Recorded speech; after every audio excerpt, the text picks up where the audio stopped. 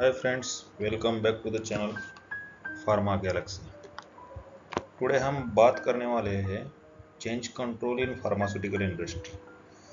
Change control क्या होता है फार्मास्यूटिकल इंडस्ट्री में? कोई भी चेंजेस करना हो फार्मास्यूटिकल इंडस्ट्री में, चाहे वो फैसिलिटी, डॉक्यूमेंट, सॉफ्टवेयर, मटेरियल, जो भी कोई भी छोटा मोटा चेंज करना हो तो उसके लिए चेंज कंट्रोल इनिशिएट करना पड़ता है। उसको रिव्यू करते हैं और बाद में अप्रूव करते हैं। तो देखते हैं डिटेल में व्हाट इज चेंज कंट्रोल और वो कैसे फील करते हैं फार्मास्यूटिकल इंडस्ट्री में।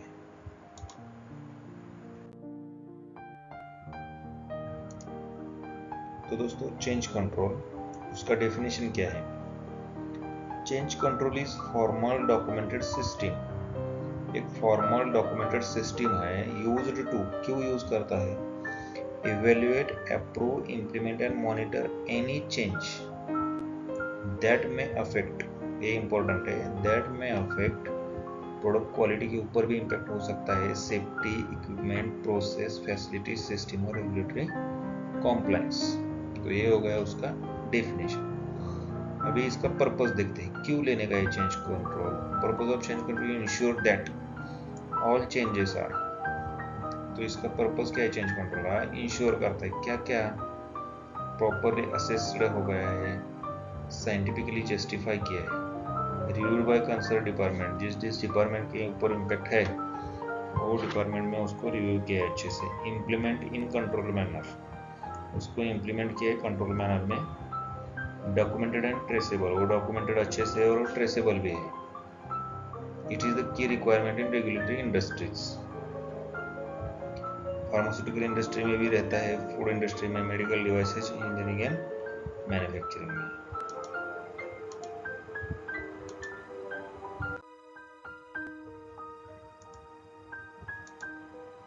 तो दोस्तों देखते हैं इसके ऑब्जेक्टिव्स क्या है। The main objectives are to maintain product quality and compliance, to minimize operational risk, operational risk कम करता है, प्रोडक्ट क्वालिटी और कॉम्प्लायंस के लिए मेंटेन करता है, टू प्रिवेंट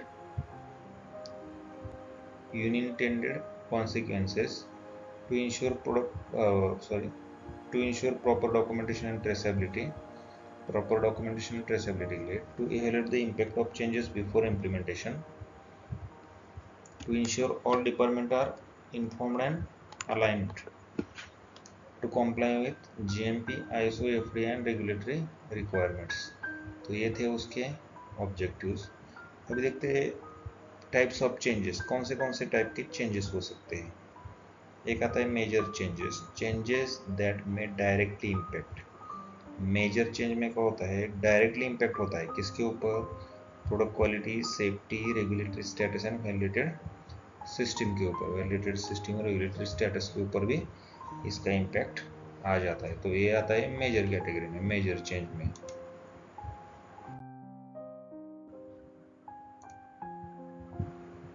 तो चेंज कंट्रोल, तो चेंज कंट्रोल में क्या है? माइनर चेंज, मेजर चेंज और critical change. Minor, low impact, low risk. Major change, medium risk, medium impact. Critical change, high risk, high impact. तो लो रिस्क का एक example देखते हैं माइनर चेंज में। Document update, SOP revision, label correction. Document update करने का SOP revision है और लेबल का करेक्शन करने का है, तो ये आ गया माइनर चेंजेस में।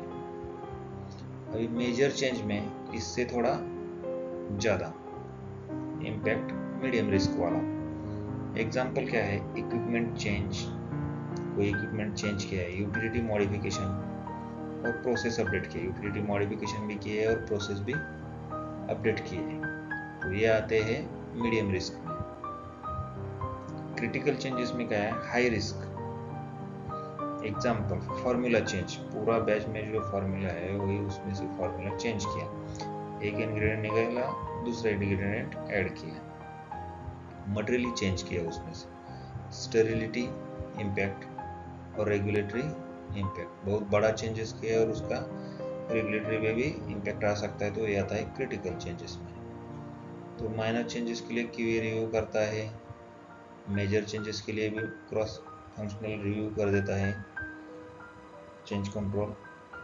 क्रिटिकल चेंजेस में सीनियर मैनेजमेंट पर रेगुलेटरी रिव्यू लगता है। तो इम्पैक्ट असेसमेंट जो बनाते हैं हम, वो क्यू रिव्यू पे माइनर के लिए चल सकता है, मेजर के लिए क्रॉस फंक्शनल का रिव्यू जरूरी है, और जो क्रिटिकल चेंज है उसके लिए सीनियर मैनेजमेंट और रेगुलेटरी रिव्यू जरूरी है। तो ये आते हैं इम्पैक्ट असेसमेंट। तो इम्पैक्ट असेसमेंट हो गया, बाद में उसके बाद उसका रिस्क असेसमेंट बन जाता है। रिस्क असेसमेंट हम नया वीडियो बनाएंगे, उसमें हम सब डिटेल में बता देंगे। तो उसका रिस्क असेसमेंट किया जाता है, उसकी क्या क्या रिस्क आइडेंटिफाई की जाती है और उसके ऊपर डिटेक्टिबिलिटी फैक्टर क्या है, वो आरपीएम रेशो वगैरह उसमें आ जाता है, वो हम नए वीडियो में देख लेंगे। बाद में रिस्क असेसमेंट बन गया तो उसको अप्रूव किया जाता है चेंज कंट्रोल। बाद में इम्प्लीमेंटेशन एक प्लान रहता है। बाद में ट्रेनिंग एंड वैलिडेशन, अगर उसको ट्रेनिंग की जरूरत है तो ट्रेनिंग, और वैलिडेशन लगता है तो वैलिडेशन। मेजर चेंजेस में आएगा तो, और क्रिटिकल चेंजेस में आएगा तो उसको वैलिडेशन की जरूरत पड़ती है। बाद में चेंज एग्जीक्यूशन होता है और इफेक्टिवनेस चेक होता है। बाद में चेंज क्लोजर होता है। तो ये हो गया इसका फ्लो चार्ट। तो दोस्तों अभी मेजर और क्रिटिकल चेंजेस के एग्जांपल्स देखते हैं। न्यू मशीन इंस्टॉलेशन करने का है, कोई न्यू मशीन इंस्टॉल किया है, तब प्रोसेस में कुछ मॉडिफाई किया है, हैवेक में कुछ चेंजेस किए हैं, एचयू सिस्टम में लेआउट में कुछ चेंजेस किए हैं, मेजर सॉफ्टवेयर और सिस्टम अपग्रेड किए हैं। तो ये आता है मेजर और क्रिटिकल चेंजेस में। अभी माइनर चेंजेस में क्या आता है, changes with minimal impact. Minor मतलब मिनिमल, तो इम्पैक्ट कम आता है उसमें। एग्जांपल क्या है, लेबल फॉर्मेट अपडेट किया है, माइनर डॉक्यूमेंट का रिवीजन किया है, replacement of non critical spares part. तो ये हो गया एग्जांपल माइनर चेंजेस के लिए।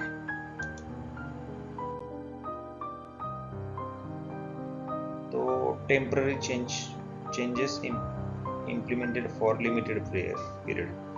अभी एक रहता है टेम्पररी चेंज, थोड़े समय के लिए उसको चेंज किया है।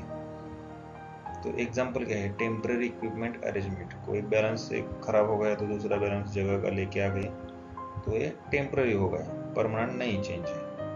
तो alternate vendor use during emergency batch से कोई अल्टरनेट वेंडर यूज किए, तो वो आता है टेम्पररी चेंजेस में। अभी चेंज कंट्रोल प्रोसेस फ्लो में क्या है, स्टेप 1 चेंज आइडेंटिफिकेशन। फर्स्ट आपको चेंज आइडेंटिफाई करने का है, वो किसके रिलेटेड है।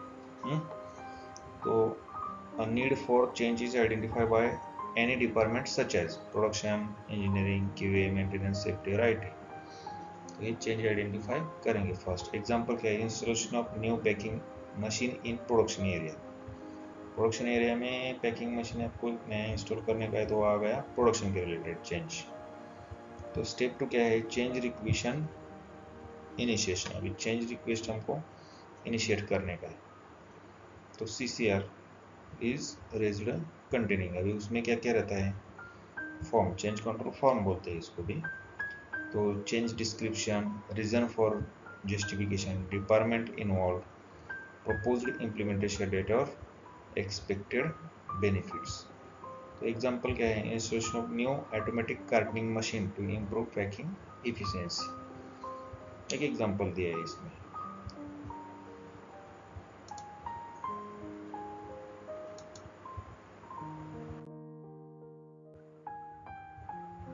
तो थर्ड है इम्पैक्ट असेसमेंट। इम्पैक्ट असेसमेंट क्या है, detailed evaluation is perform to identify the impact on. तो क्या है, प्रोडक्ट क्वालिटी के ऊपर इम्पैक्ट है, सेफ्टी के ऊपर है, एनवायरनमेंट के ऊपर है, validation, utilities, documentation, regulatory compliance. तो इसके ऊपर वैल्यूएशन तो आइडेंटिफाई करते हैं कि वो किसके ऊपर इम्पैक्ट आता है।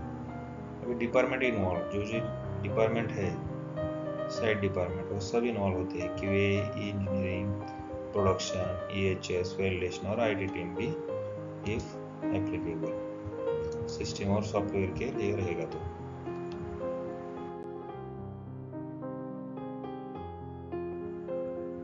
Risk assessment is perform to identify, risk assessment is perform to identify, क्या आइडेंटिफाई करने के लिए? Potential failure, severity of impact, probability of occurrence और डिटेक्टेबिलिटी। तो इसके लिए रिस्क असेसमेंट इज परफॉर्म किया जाता है। कॉमन टूल्स सभी रिस्क असेसमेंट कौन से FMEA, failure mode and effect analysis, risk matrix और HACCP, ये मेन कॉमन टूल्स यूज करते हैं रिस्क असेसमेंट के टाइम पे। तो एग्जांपल्स ऑफ रिस्क क्या क्या है? Machine damage during shifting, shift करते समय मशीन डैमेज हो गया, डस्ट कंटामिनेशन, यूटिलिटी फेल्योर और सेफ्टी हैजर्ड्स।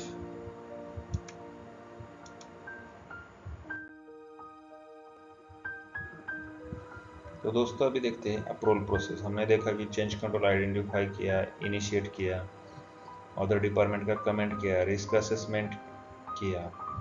अभी देखते हैं उसका approval process. The change request is reviewed and approved by authorised personal, authorised personal के थ्रू वो चेंज कंट्रोल क्या होता है? रिव्यू एंड अप्रूव होता है। तो टिपिकल अप्रूव कौन कौन लगता है उनके लिए? Department head, EU head, QA head, safety officer, plant head.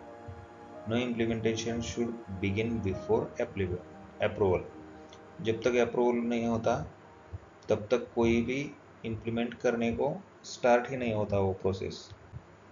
तो जब तक अप्रूवल नहीं तब तक प्रोसेस स्टार्ट नहीं होता इम्प्लीमेंटेशन का। तो अभी देखते हैं implementation of change after approval. Implementation चालू होता है। Installation activities are performed, SOPs are followed, safety precaution are maintained और एक्टिविटीज आर डॉक्यूमेंटेड। जो भी एक्टिविटी कर रहे हो डॉक्यूमेंटेड होनी चाहिए। एग्जाम्पल क्या है? वॉल ब्रेक करना है, मशीन शिफ्टिंग करना है, यूटिलिटी कनेक्शन देना है, इलेक्ट्रिकल इंस्टॉलेशन कुछ करने का और क्लीनिंग। तो ये हो गए एग्जाम्पल्स ऑफ एक्टिविटीज। तो देखते हैं डॉक्यूमेंटेशन रिक्वायरमेंट। अभी ये तो चेंज कंट्रोल हो गया, लेकिन अभी इसका डॉक्यूमेंटेशन क्या क्या डॉक्यूमेंट लगते हैं हमको? Supporting document, all activities are must be documented including change request form, risk assessment, approval records, installation reports, qualification protocols, training record, SOP revisions, deviation reports और प्रॉपर डॉक्यूमेंटेशन इंश्योर। जो ये सब document है वो क्या इंश्योर करते हैं? Traceability, audit readiness और रेगुलेटरी कॉम्प्लायंस। तो अभी ट्रेनिंग में क्या आता है? Concern person must be trained on, जो भी पर्सनल वो चेंज में इन्वॉल्व है और इम्प्लीमेंटेशन में वो उनको ट्रेनिंग जरूरी है। मशीन ऑपरेशन में, सेफ्टी प्रिकॉशन का, SOP चेंजेस का, इमरजेंसी हैंडलिंग का और training record should be maintain. जो भी ट्रेनिंग दिया वो उसका रिकॉर्ड मेंटेन होना चाहिए। पोस्ट इम्प्लीमेंटेशन रिव्यू, अभी हमने इम्प्लीमेंटेशन किया सब होगा, अभी उसका पोस्ट इम्प्लीमेंटेशन रिव्यू रहता है। आफ्टर इम्प्लीमेंटेशन क्या रहता है? परफॉर्मेंस इज मॉनिटरिंग, जो हमने उसका चेंज किया है उसका परफॉर्मेंस कैसा है वो मॉनिटर किया जाता है। Deviation are reviewed, effectiveness of change is evaluated, कि वो सच में वो इफेक्टिव है क्या चेंज किया हुआ हमने। एग्जांपल क्या है? Monitoring machine performance for initial production batches. अभी देखते हैं change closure, final stage. The change can be closed only after, कब चेंज क्लोज हो जाता है? ऑल एक्टिविटी कंप्लीट हुए कि नहीं, क्वालिफिकेशन सक्सेसफुल हुआ है कि नहीं, documentation is complete, QA approval is obtain, final closure report is prepared. Final closure report भी हमको प्रिपेयर करना पड़ता है, तभी जाके चेंज कंट्रोल क्लोज कर सकते हैं।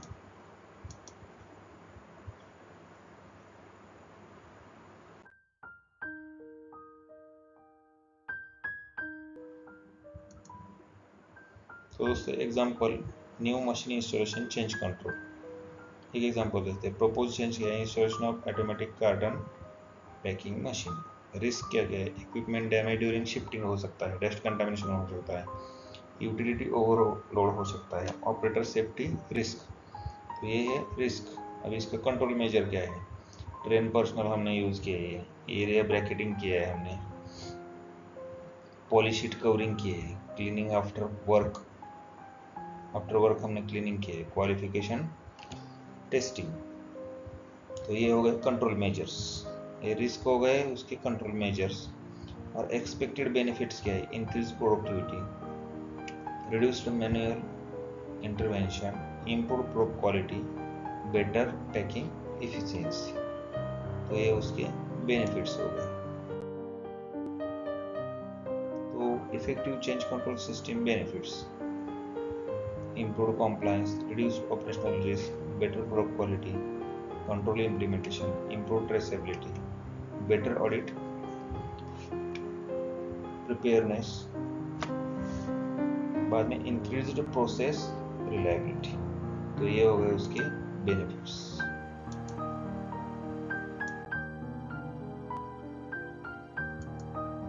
तो दोस्तों, thanks for watching, like the video, share with your pharma friends, subscribe Pharma Galaxy channel for more pharma content. Comment for your next topic